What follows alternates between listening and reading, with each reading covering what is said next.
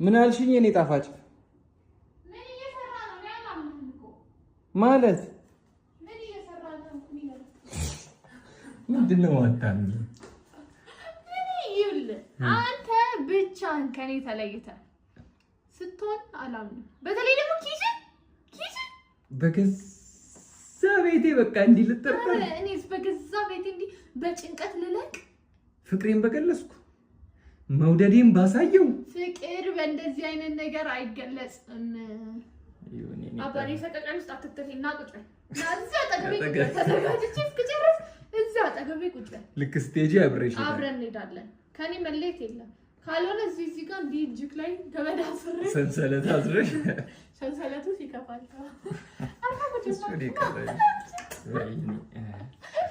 ተፋረዱኝ። ኢትዮጵያ ይፋረደኝ።